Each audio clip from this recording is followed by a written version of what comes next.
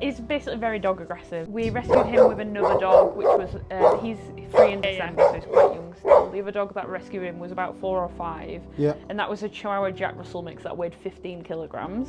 So it was a bull on legs, essentially. That dog just constantly attacked him all the time when he was living with it. Yeah. We didn't know this. They kind of went from her house when she died into our house, and then we rehomed the other dog somewhere else. So he was bought as a protection dog originally, so he'd spend all day outside in this tiny little garden, and then overnight he'd then come back in the house. So she couldn't really control him, so he'd never been out for a walk, didn't even know sit, nothing. She beat him, used air horns on him, things like that. This from the rescue have told us. When we first got him, he didn't know how to interact with dogs, but he'd kind of be overly dominant, but I think that's because of what the other dog kind of showed him. Never aggressive to a dog, but then the rescue basically forced us to get him neutered, even though we didn't want to, because we knew he was quite a nervous dog. And then since the neuter, he's then been extremely dog aggressive. At the end of the lead, lunging, full face back. Yeah. And he means it as well. We've tried socialising and things like that, and he's just turned and tried to attack the other dog. He really means it when he goes for it. Yeah, okay. Because at first we didn't know if it would just all bark and no bite, basically, but he does mean it. We've been paying for a dog trainer, haven't we? At least once a week. When it was really bad around February time, we were going twice a week, and she's kind of said there's nothing more she can do. And what sort of things did she try with his reactivity?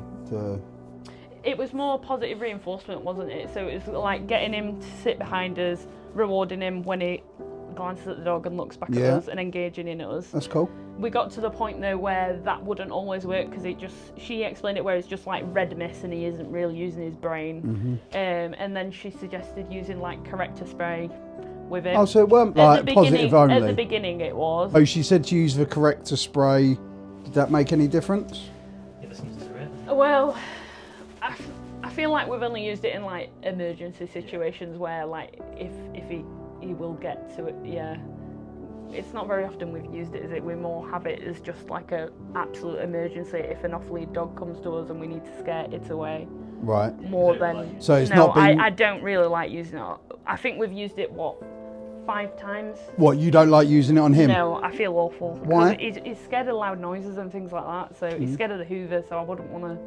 He's not scared when he wants to attack another dog though. No. And that's what you've got to distinguish between the two. It's all very well and good using positive reinforcement, or when you're training a reactive dog that's nervous, it is important not for them to become more nervous. But like with anything, if he's not listening to, say, the positive reinforcement, you need to be able to add a consequence to his behaviour. And unfortunately, a consequence is something he doesn't like. Shouldn't hurt him, shouldn't cause him pain, and shouldn't make his behaviour worse than what it is. But a consequence is there for him to go, fuck, I don't like that. But it's no different to having a kid. If you've got a kid which is, I don't know, scared or anxious, but you tell that kid to go and tidy its room, and it goes off and it doesn't do it, you can either ask the kid to do it again until you're blue in the face and the kid just doesn't do it, or you can go, right, okay, I've asked you to do it once, you've not done it, you've lost iPad, PlayStation, computer for a month. That correction outweighs that behaviour. Obviously, if you can change a dog's association by using positive reinforcement, happy days. It's a nicer way to train a dog. I don't give a fuck what other balance trainers say about, balance training is the only way. It's not. If you can change a dog's association or change a dog's behaviour through using positive reinforcement, absolutely, I'm 100% behind that. But the reality is, you've got to distinguish from when he's nervous to when he wants to fuck shit up. If he gets hold of a dog, that ain't him going to be fearful. Shar-Peis, being the breed of dog they are anyway, and what they're designed to do, I don't need him to be a dog's best friend. I don't need him to want to play with a dog. I would never dream of correcting him because I've introduced my dog to him and it goes shit shape and he goes, right, let's fuck shit up. But he does need to learn to walk down the street and ignore that dog. This way, come on. Now he's a bit less... Come on. This way. That's right.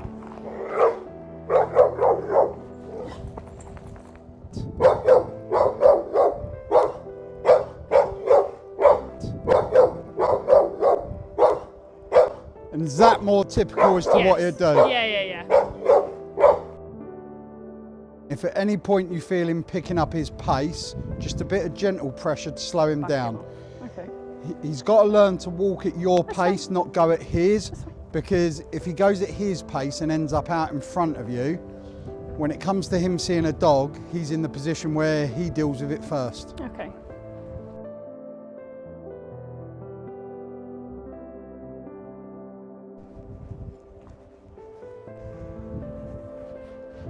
Good boy. Good boy. Good boy. Well done. Good boy. Nice, taking a treat. Good boy. Good boy. Look at the way he's looking up at you. Yeah. You know, there's two other dogs over here. Good boy.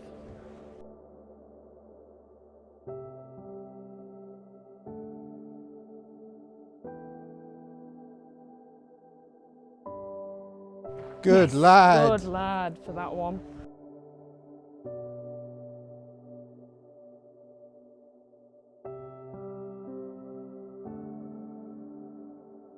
This is all he's got to learn to do.